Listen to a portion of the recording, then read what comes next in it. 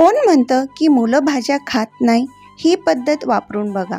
चॉपरमध्ये पत्ताकोबी, कांदा, गाजर, शिमला मिरची, थोडं लसूण, थोडं आलं आणि 2-3 हिरव्या मिरच्या टाकून बारीक चॉप करून घेतल्या. मग यात थोडं मीठ टाकून मिक्स करून 5 मिनटं ठेवलं. 5 मिनटानंतर एका कापडावर सर्व भाज्या टाकून चांगलं पिळून घ्यायचं, म्हणजे यातलं सगळं पाणी निघून जाईल. आता हे भाज्यांचं स्टॉक फेकायचं नाही आहे बरं का. आता या भाज्यांमध्ये पाव चमचा काळे मिरे, 2 चमचे शेजवान सॉस टाकून मिक्स करून घेतलं. आता आपण याला साईडला ठेवूया आणि या स्टॉकमध्ये 1 वाटी गव्हाचं पीठ, अर्धी वाटी मैदा, त्याचबरोबर थोडी कसुरी मेथी टाकून चांगली घट्ट कणिक मळून घेतली.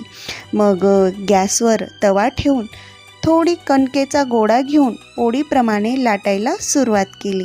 आता ही पोळी लाटून झाल्यानंतर या पोळीवर मिक्स केलेल्या सर्व भाज्या टाकून ट्रायंगल शेप देत घडी घालून घेतली.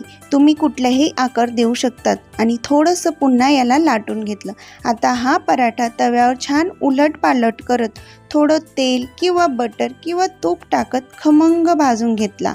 बघा, हा खमंग मंचुरियन पराठा सोप्या पद्धतीने बनून तयार झाला. तुम्ही या पराठ्याला काय नाव देणार? कमेंट करा.